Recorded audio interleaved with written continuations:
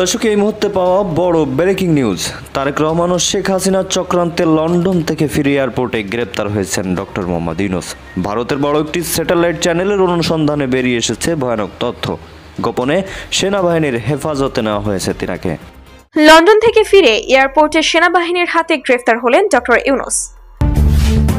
একটি দলকে খুশি করতে নির্বাচন এগিয়ে আনা হচ্ছে, বললেন নাসিরউদ্দিন পাটোয়ারি। 5 আগস্টের পর শেখ হাসিনার পতন এবং পালিয়ে যাওয়ার পর এক অভাবনীয় ঘটনা ঘটেছে বাংলাদেশে। এটা কোনো একদিন বাংলাদেশের ইতিহাসে আলোচিত হবে এবং যারা গণতন্ত্র নিয়ে কাজ করতে চান কোনো একদিন বাংলাদেশে যা হয়েছে গভীর গবেষণা করলে এটাও বেরিয়ে আসবে। সেটা হচ্ছে নির্বাচন চাওয়াটা একটা ডেমোক্রেটিক কান্ট্রিতে ক্রিমিনালাইজ করা হচ্ছে। মানে আমরা বলছি মুখে এটা গণতান্ত্রিক দেশ, কিন্তু কেউ নির্বাচনের কথা বললে তিনি অপরাধ করেছেন। দর্শক, দেশ প্রবাস দূরে কিংবা কাছে বসে যারা আমাদের দেখছেন, আশা করি সবাই ভালো আছেন। দর্শক, শুরুতেই দেখছিলেন খুবই গুরুত্বপূর্ণ কিছু আপডেট বাংলা নিউজের শিরোনাম। দর্শক, ডক্টর ইউনূস সাহেব বাংলাদেশে ফিরেছেন এবং এয়ারপোর্ট থেকে তিনি গ্রেপ্তার হয়েছেন, এমন একটি সংবাদ রীতিমতো ভারতের মিডিয়াতে প্রচারিত হয়েছে এবং এই সংবাদটি রীতিমতো সারা বাংলাদেশকে নাড়িয়ে দিয়েছে। ডক্টর ইউনূস কেন গ্রেপ্তার হলেন তা নিয়ে থাকছে বিস্তারিত, আশা করি সঙ্গেই থাকবেন এবং পরবর্তী আপডেট পেতে চ্যানেলটি সাবস্ক্রাইব করে যাবেন এবং দেখবেন খুবই গুরুত্বপূর্ণ কিছু সংবাদ। তো কথা নয়, চলুন স্ক্রিনে বিস্তারিত দেখে আসা যাক। লন্ডন থেকে ফিরে এয়ারপোর্টে সেনাবাহিনীর হাতে গ্রেফতার হলেন ডক্টর ইউনূস। একটি দলকে খুশি করতে নির্বাচন এগিয়ে আনা হচ্ছে, বললেন নাসিরউদ্দিন পাটোয়ারি। এই প্রশাসন দিয়ে সুষ্ঠু নির্বাচন অসম্ভব, বললেন নূর। ডক্টর ইউনূস ও তারেক রহমানের বৈঠক নিয়ে যা বলল 12 দলীয় জোট। এতক্ষণ শুনছিলেন সংবাদ শিরোনাম, এবার বিস্তারিত। আজ দুপুর 1:45 হযরত শাহজালাল আন্তর্জাতিক বিমানবন্দর এক অদ্ভুত ঘটনা ও টানটান পরিস্থিতির সাক্ষী হয়ে রইল। লন্ডন থেকে কাতার এয়ারওয়েজের QR638 ফ্লাইটে ফিরলেন বাংলাদেশের প্রধান উপদেষ্টা ডক্টর মোহাম্মদ ইউনূস। কিন্তু বিমানবন্দর ত্যাগ করার আগেই ঘটে গেল এক নাটকীয় ঘটনা। বিমানটি ল্যান্ড করার আগেই সেনাবাহিনীর একটি বিশেষ ইউনিট বিমানবন্দরের র্যাম্প 1-এ মোতায়েন করা হয়। সঙ্গে ছিল র্যাব, ডিজিএফআই এবং মিলিটারি পুলিশের কর্মকর্তারা। বিমানবন্দর কর্তৃপক্ষ আগেই সংবাদ মাধ্যমকে জানিয়ে দিয়েছিল ডক্টর ইউনূসের আগমন উপলক্ষে নিরাপত্তা জোরদার করা হয়েছে, কিন্তু কেউ কল্পনাও করেনি তাকে গ্রেফতার করতেই এই নিরাপত্তা বলয়। ডক্টর ইউনূস বিজনেস ক্লাসে যাত্রা শেষ করে যখন ইমিগ্রেশন পার করে লাগেজ সংগ্রহের জন্য এগোচ্ছিলেন, ঠিক তখনই সাদা পোশাকের গোয়েন্দা সদস্যরা তাকে ঘিরে ফেলে। মুহূর্তেই সেখানে উপস্থিত হয় সেনাবাহিনীর স্পেশাল অপারেশন টিম। জনসম্মুখে না হলেও এক কোনায় তাকে অনুরোধ জানানো হয় নিরাপত্তা চেকিং ও জরুরি জিজ্ঞাসাবাদের জন্য তাদের সঙ্গে যাওয়ার। শুরুতে ডক্টর ইউনূস কিছুটা বিরক্ত হন এবং বলেন, আমি দেশের প্রধান উপদেষ্টা, আপনাদের এভাবে আমাকে থামানো আইন বিরোধী। কিন্তু তখনই একজন উচ্চ পদস্থ সামরিক কর্মকর্তার সামনে এসে কড়া কণ্ঠে বলেন, আপনার বিরুদ্ধে রাষ্ট্রদ্রোহ ও আন্তর্জাতিক ষড়যন্ত্রে লিপ্ত থাকার অভিযোগ রয়েছে, অনুগ্রহ করে সহযোগিতা করুন। এই মুহূর্তে বিমানবন্দরের ভেতর বেশ কয়েকজন প্রত্যক্ষদর্শী মোবাইলে সেই ঘটনার ভিডিও ধারণ করতে গেলে তাদের মোবাইল জব্দ করে নেওয়া হয়। বিশ্বস্ত সূত্রে জানা গেছে, লন্ডনের সফরের সময় ডক্টর ইউনূস একাধিক রাজনৈতিক বৈঠকে অংশ নিয়েছিলেন, যেখানে বর্তমান সরকারের পতনের রূপরেখা এবং একটি জাতীয় সরকার গঠনের পরিকল্পনা করা হয়। এমনকি সেখানে তারেক রহমান এবং বিতর্কিত প্রবাসী সংগঠনের একাধিক নেতা উপস্থিত ছিলেন। সেই বৈঠকের অডিও ও ভিডিও ক্লিপ ইতোমধ্যেই দেশের গোয়েন্দা সংস্থার হাতে এসে পৌঁছেছে। একটি ক্লিপে ডক্টর ইউনূসকে স্পষ্টভাবে বলতে শোনা যায়, এই সরকারকে সরাতে হলে আন্তর্জাতিক চাপ ও অর্থনৈতিক অস্থিরতা সৃষ্টি করতে হবে, এরপরে সামরিক বা প্রশাসনিক হস্তক্ষেপই সমাধান। এই বক্তব্যকে রাষ্ট্রদ্রোহ হিসেবে বিবেচনা করছে বাংলাদেশ সেনাবাহিনী এবং স্বরাষ্ট্র মন্ত্রণালয়। বিকেলে সেনাবাহিনীর এক মুখপাত্র সংবাদ মাধ্যমকে জানিয়েছেন, ডক্টর ইউনূস শুধুমাত্র একজন উপদেষ্টা নন, তিনি রাষ্ট্রের গুরুত্বপূর্ণ পদে রয়েছেন। কিন্তু রাষ্ট্রদ্রোহী কার্যক্রমে জড়িত থাকার সুস্পষ্ট প্রমাণ পাওয়া গেছে, তার বিরুদ্ধে তদন্ত শুরু হয়েছে। সংবিধান অনুযায়ী ও রাষ্ট্রীয় নিরাপত্তার স্বার্থে এই পদক্ষেপ অত্যন্ত জরুরি ছিল। ডক্টর ইউনূসের এই গ্রেফতার নিয়ে রাজনৈতিক অঙ্গনে দেখা দিয়েছে মিশ্র প্রতিক্রিয়া। বিএনপি ও জাতীয় নাগরিক পার্টির পক্ষ থেকে তীব্র প্রতিবাদ জানানো হয়েছে। তাদের দাবি, ডক্টর ইউনূস একটি শান্তিপূর্ণ রাজনৈতিক পরিবর্তনের কথা বলছিলেন, তাকে রাষ্ট্রদ্রোহের মামলায় ফাঁসানো হচ্ছে। অন্যদিকে ক্ষমতাসীন আওয়ামী লীগপন্থী সংগঠন ও নেতারা বলছেন, প্রতারণা করে লন্ডনে গিয়ে দেশের বিরুদ্ধে ষড়যন্ত্র করে কেউ ছাড় পাবে না, যেই হোক আইন সবার জন্য সমান। ডক্টর ইউনূসকে এভাবে গ্রেফতার করা নিয়ে সাধারণ মানুষের মাঝেও মতভেদ দেখা দিয়েছে। 5 আগস্টের পর শেখ হাসিনার পতন এবং পালিয়ে যাওয়ার পর এক অভাবনীয় ঘটনা ঘটেছে বাংলাদেশে। এটা কোনো একদিন বাংলাদেশের ইতিহাসে আলোচিত হবে এবং যারা গণতন্ত্র নিয়ে কাজ করতে চান কোনো একদিন বাংলাদেশে যা হয়েছে গভীর গবেষণা করলে এটাও বেরিয়ে আসবে। সেটা হচ্ছে নির্বাচন চাওয়াটা একটা ডেমোক্রেটিক কান্ট্রিতে ক্রিমিনালাইজ করা হচ্ছে। মানে আমরা বলছি মুখে এটা গণতান্ত্রিক দেশ, কিন্তু কেউ নির্বাচনের কথা বললে তিনি অপরাধ করেছেন, তিনি অপরাধী। শুধু তাই না, তাকে ভয়ঙ্কর ট্যাগ, বিএনপি দালাল, বিএনপি নির্বাচন চায়, আওয়ামী লীগের নির্বাচনের কথা বলছে, আওয়ামী লীগের দালাল। কিন্তু যেই দালাল বলাটা ইভেন কচু খেতেই বলা হচ্ছে, মানে ডিজিএফআই এর অফিসকে ইন্ডিকেট করে, কারণ সেনাপ্রধান নির্বাচন চান দ্রুত। সবকিছু ছাপিয়ে যে ট্যাগটা বাংলাদেশে সবচেয়ে ভয়ঙ্কর, সবচেয়ে খারাপ, সেটা সবচেয়ে বেশি দেওয়া হয়েছে ভারতের দালাল। ইয়াস, ভারত তার বিভিন্ন ব্রিফিংয়ে বাংলাদেশের নির্বাচনের কথা বলেছে, নির্বাচিত সরকারের সাথে তার সুসম্পর্ক তৈরি হবে বলেছে, এবং তারা অবশ্য একটা কথা যোগ করেছে যেটা বাংলাদেশে অন্তত আমরা ওভাবে কখনো বলিনি, ইনক্লুসিভ, মানে আওয়ামী লীগকে ইন্ডিকেট করে একটা ইনক্লুসিভ নির্বাচনের কথা বলেছে। যে ভারত নির্বাচন চায়, সুতরাং ভারত যেহেতু নির্বাচন চায়, এই দেশে যে নির্বাচন চায় সে ভারতের পারপাস সার্ভ করে, সে ভারতের এজেন্ডা সার্ভ করে, সে ভারতের দালাল।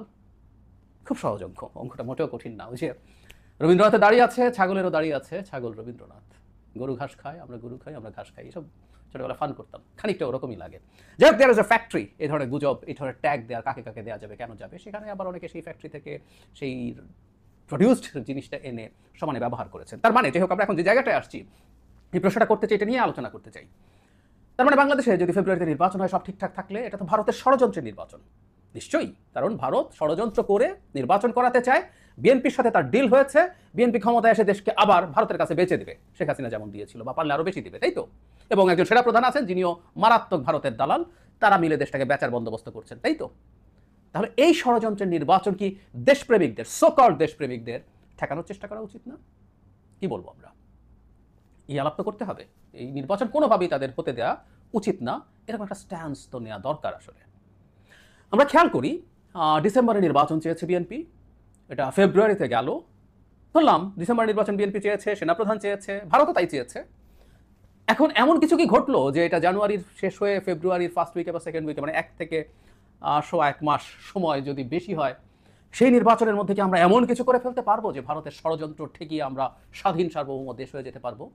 নাকি এই আহ্বান তো জানানো হয়েছিল যে 5 বছর ডক্টর ইউনূসকে রাখতে হবে, একটা জাতীয় সরকারের ফর্মুলা দেওয়া হয়েছিল, এবং সেটার মাধ্যমেই ভারতের আধিপত্যবাদ চিরকালের মতো শেষ করে তারপর বাংলাদেশে নির্বাচন হবে? তো 1 মাসের মধ্যে কি হবে আসলে? ইভেন এপ্রিলেও যদি নির্বাচন হতো, 3 মাসে ভারতের আধিপত্য ঠেকাতে আমরা কি করতে পারতাম?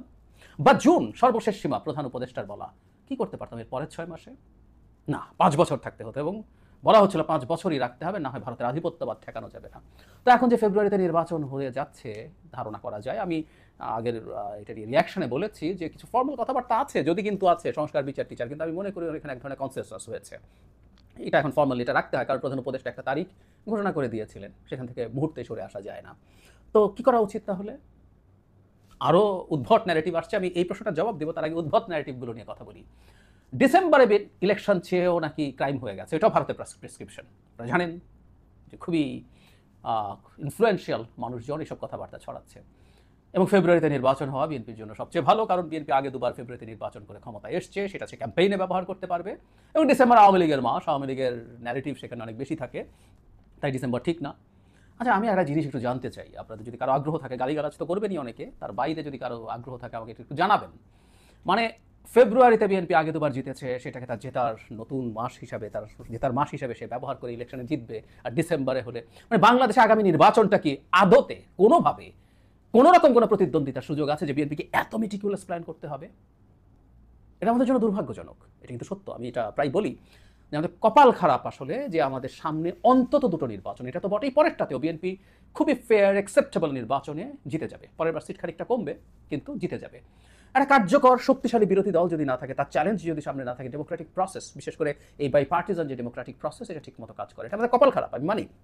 কিন্তু এই নির্বাচনে বিএনপি ফেব্রুয়ারিতে না হয়ে ডিসেম্বরে হলে, মানে হলো এই 1 মাস আগে পরে হলে, বিশেষ করে ডিসেম্বর যেহেতু আওয়ামী লীগের মাস, তাতে বিএনপির মহাক্ষতি হয়ে যেত।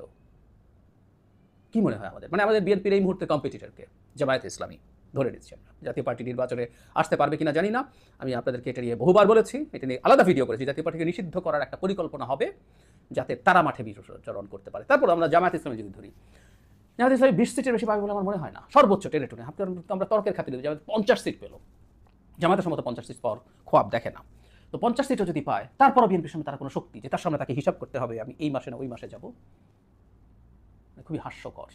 বরং আমি মনে করি আওয়ামী লীগের অবর্তমানে ডিসেম্বরে বিএনপির জন্য অনেক প্রাসঙ্গিক মাস। জিয়াউর রহমান স্বাধীনতার ঘোষক, অত্যন্ত বড় বীর মুক্তিযোদ্ধা, সেক্টর কমান্ডার, জেড ফোর্সের কমান্ডার, তো বিএনপির তো বিরাট সব ন্যারেটিভ আছে মুক্তিযুদ্ধের, সে সেটা ব্যবহার করতে চাইতেই পারে। এই ন্যারেটিভ আওয়ামী লীগের মতো সকল চেতনা ব্যবসা না, বিএনপি তার মতো করে মুক্তিযুদ্ধের ন্যারেটিভ ব্যবহার করে নির্বাচনে ব্যবহার করতে পারে।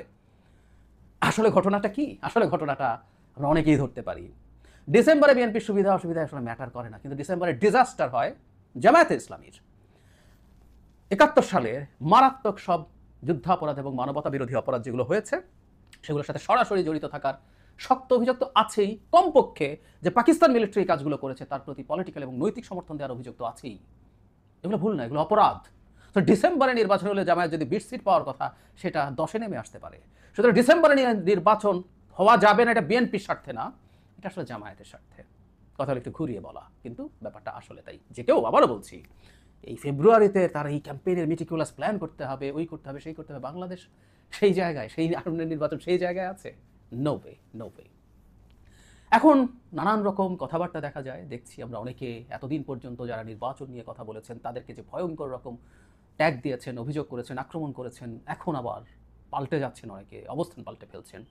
আমরা কি এটা বলতে পারি না নির্বাচন যেহেতু ভারতের ষড়যন্ত্র, হতেই পারে সরকার বিএনপি এখন একত্র হচ্ছে, শেষ পর্যন্ত তো লড়াই চালিয়ে যাওয়া উচিত, এই নির্বাচন ঠেকানোর জন্য আহ্বান জানিয়ে যাওয়া উচিত। শেখ হাসিনার বিরুদ্ধে দীর্ঘ সময় লড়াই করেছি, অনেক দীর্ঘ সময়, প্রায় বলি 11 সাল থেকে, ব্লগে লিখি তখন। পঞ্চদশ সংশোধনী করে যখন তত্ত্বাবধায়ক সরকার বাতিল করে দিল তখন অল আউট নেমে গেছে। এর আগেও সরকারের সমালোচনা করেছি, কিন্তু ওই সময় অল আউট, যে ও শয়তানি করতে যাচ্ছে, ও নির্বাচন ম্যানিপুলেট করতে যাচ্ছে। অনেকেই কথা বলতো না, কথা বলে গেছি, যেটাকে সঠিক মনে করেছি বলে গেছি। বিচার বহির্ভূত হত্যাকাণ্ডের কি অবিশ্বাস্য জনপ্রিয়তা, ব্লগে লিখি তখন। বিরাট ভাজন হয়েছে, গালি খেয়েছি, লিখে গেছি। আজকে বাংলাদেশের পরিবর্তন হয়েছে, আজকে বহু মানুষ এটার বিরুদ্ধে দাঁড়ান, কিন্তু তীব্র গালিগালাজ এবং কটাক্ষর মুখোমুখি হয়েও ক্রমাগত এই এক্সট্রা জুডিশিয়াল কিলিংয়ের বিরুদ্ধে লিখেছি। সো লড়াই যদি জেনুইন হয়, লড়াই একা হলেও একা চালিয়ে যাওয়াই উচিত। কারণ এটা তো সত্য, ভারত বাংলাদেশকে আবার হাসিনার কাছ থেকে যেভাবে কিনে ফেলেছিল, হাসিনাকে যেভাবে দাসী বানিয়ে ফেলেছিল, আরেকটা নির্বাচনের মাধ্যমে বিএনপি জনাব তারেক রহমানকে দাস বানিয়ে ভারত আবার বাংলাদেশকে কবজা করে ফেলবে, করদ রাজ্য বানাবে, কলোনি বানাবে, এটা তো ঠেকানো উচিত অ্যাট এনি কস্ট। সর্বশক্তি দিয়ে তাদের নামা উচিত, বা যতটুকু সাধ্য আছে সে আহ্বান জানানো উচিত, ইজন্ট ইট? তারা কি করবেন সেটা?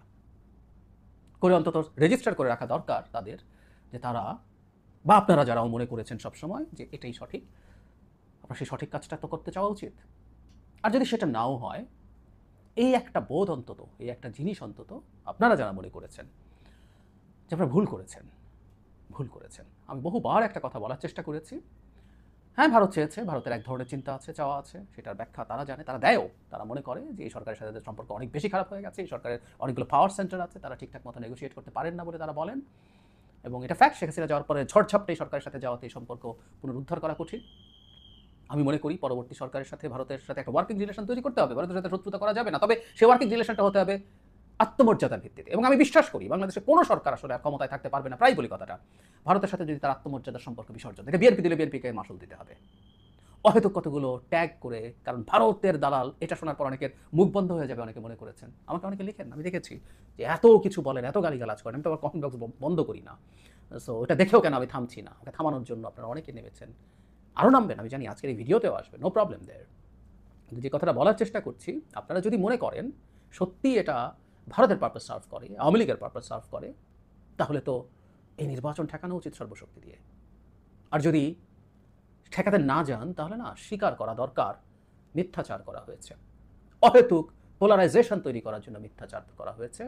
দেশ জাতি বড় ব্যাপার না, ব্যক্তিগত ইগো, ব্যক্তিগত কিছু হিসেব নিকেশ এটার পেছনে কাজ করেছে। তো দর্শক দেখছিলেন খুব গুরুত্বপূর্ণ কিছু সংবাদ। ধন্যবাদ জানাচ্ছি আপনাকে, এবং ধন্যবাদ জানাই আজকের আমাদের আলোচকবৃন্দ। আলোচক ছিলেন আজকে জাহিদুর রহমান স্যার, তিনি খুবই গুরুত্বপূর্ণ কিছু তথ্য আপনাদের সামনে তুলে ধরছিল। দর্শক শুরুতে দেখেছিলেন, সেই চ্যানেলের নামটা হয়তো মনে আসছে না, সেই চ্যানেলে প্রচারিত হয়েছে একটি সংবাদ। এই সংবাদটি কতটা ভিত্তিহীন বা ভিত্তি আছে ততটা বুঝতে পারছি না, তবে আপনারা যতক্ষণ পর্যন্ত বাংলাদেশের মূলধারার গণমাধ্যমে না দেখবেন ততক্ষণে বিশ্বাস করবেন না। তো দর্শক ভালো থাকুন, সুস্থ থাকুন, এতক্ষণ আমাদের সাথে থাকার জন্য ধন্যবাদ। তো পরবর্তী আপডেটে দেখা হচ্ছে যে কোনো গুরুত্বপূর্ণ ভাইরাল নিউজের সাথে। তো ভালো থাকুন, সুস্থ থাকুন, আল্লাহ হাফেজ।